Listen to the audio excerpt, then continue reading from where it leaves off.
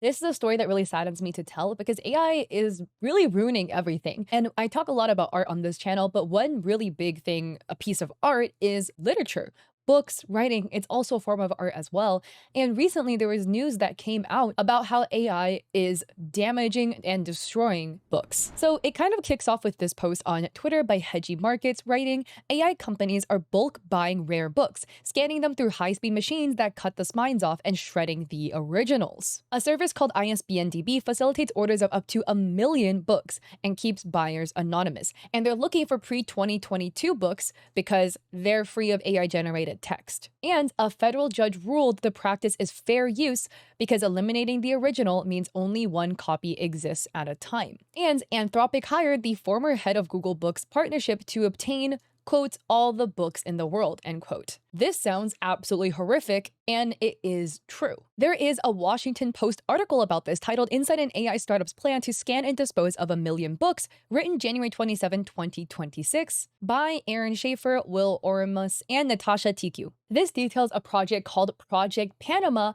hosted by Anthropic's Claude. And it was something they really wanted to keep hush-hush because very likely people were going to be super mad once they found out. Where they say, quote, we don't want it to be known that we're working on this, end quote. And there was a copyright lawsuit that happened from some book authors whose books were used in this LLM training, and it highlights the company agreed to pay 1.5 billion to settle the case in August. So, as the lawsuit highlights, Anthropic in 2024 had hired former head of partnerships for Google's book scanning project, Tom Turvey. And Tom had, sent emails to publishers being like, hey, can we license your books for AI training? And he let the convos die. So instead of licensing, he instead contacted them about bulk purchasing books for his AI firm's research library. They spent millions of dollars to purchase print books and then strip the books from their binding, cut the pages to size, and scan the books into digital form, discarding the paper originals. And then after that, the books were sorted into a bunch of different data mixes for different types of books for LLM training. And they were sought after for their data mixes because apparently authors like to use Claude to write books in the likeness of the author's books, essentially, right? The people whose books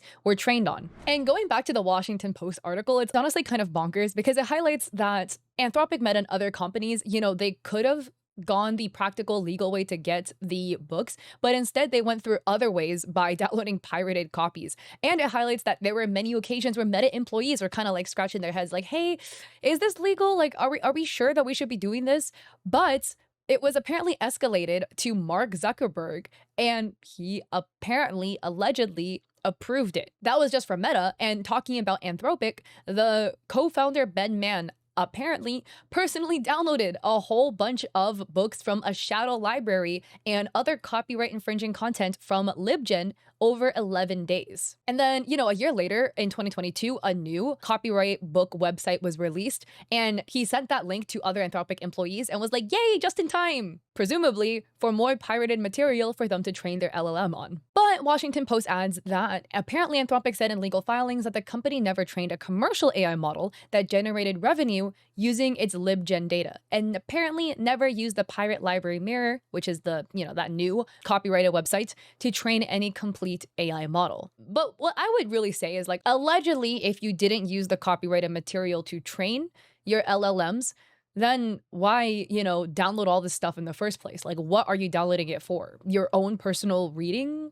perusals? Even in that case, I would argue you're rich enough that you don't have to be doing this. But what other excuse can he come up with? What's actually really sad is that according to this article, apparently in June, a judge found that Anthropic was allowed to use those books for AI training models because it was processed in a transformative way, where he likened the AI training process to teachers training school children to write well. And then another judge in the case with Meta found that the book authors failed to show that the company's AI models could harm sales of their books, which is so fucked up. Like, I'm curious about your thoughts and I would love to hear it down below in the comment section. But me personally, I'm not a judge, but I don't think, training a whole bunch of books on LLMs is transformative by any means. You're just stealing a massive aggregate amount of data. And same thing for the book authors that are concerned about harming the sales of their books. Competition is healthy and it is necessary in spaces to promote growth, but this isn't a good type of competition. Competition because all of a sudden a whole bunch of authors are graduating from college and writing really, really good peak literature that your books are competing with is good competition.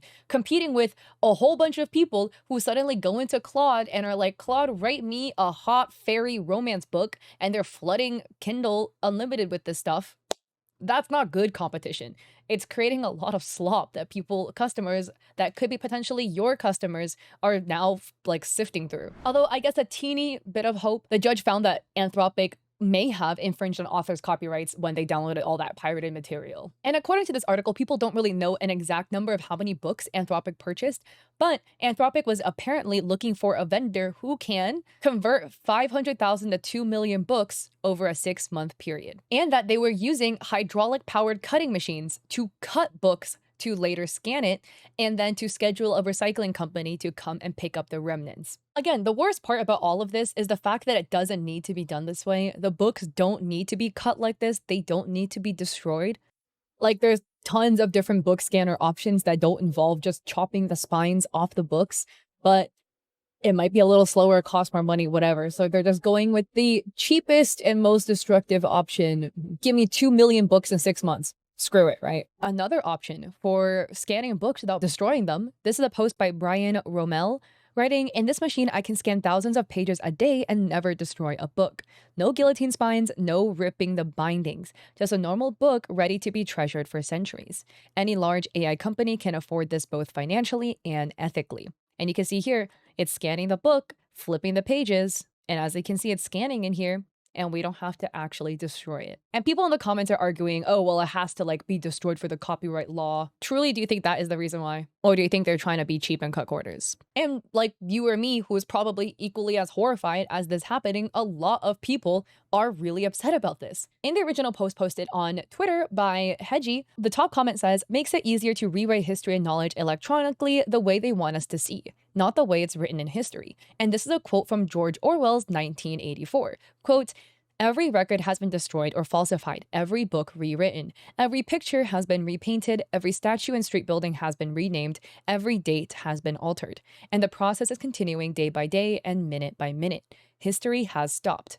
Nothing exists except an endless present in which the party is always right. And OP responded, yep, and the courts are on their side. A judge already called it fair use, so there's no legal break on this either. Another person writes, the physical copies are artifacts that need to be preserved, not destroyed. We are becoming increasingly stupid, careless, and thoughtless everywhere you look. Another person adds, burning of the Library of Alexandria 2.0. And another user writes, there's no reason to shed the books after. That's effing evil. Share the books with the world digitally, sure, but then preserve those books so future generations can read them after all our technology fails in a solar flare. And a quote retweet that I really resonate with says, honestly, this is a crime against humanity. The worst book ever written does not deserve to be physically, permanently destroyed for whatever reason, let alone feed AI models. We do not hate AI enough. Action must be taken now. And I agree, this is extremely frustrating to see and extremely heartbreaking. And honestly, we needed AI legislations yesterday, because the fact that this is allowed and that fact that this was ruled as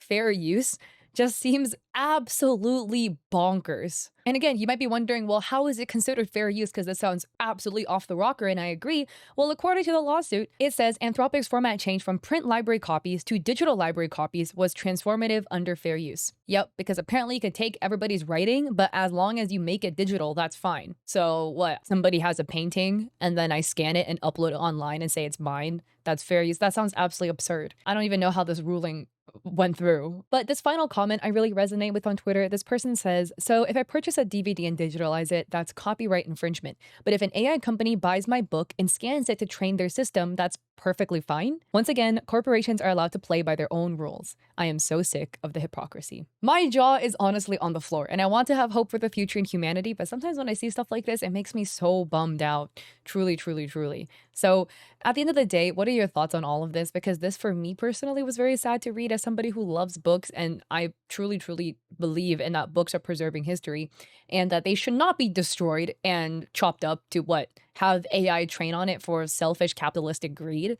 We do not need more AI models, truly. I don't think so. But anyways, I would love to hear your thoughts with respect in the comment section down below. And to answer your question, I'm sure you're wondering, Kat, why do you look like a lizard? Well, on a complete side note, I went to Warp Tour and made myself the cutest crochet sweater ever. I thought this was super cute. Well, apply your sunscreen, kids, because I didn't. And now I have a bunch of holes burned in my arm to God knows how long. And I really hope this fades soon because it looks so stupid.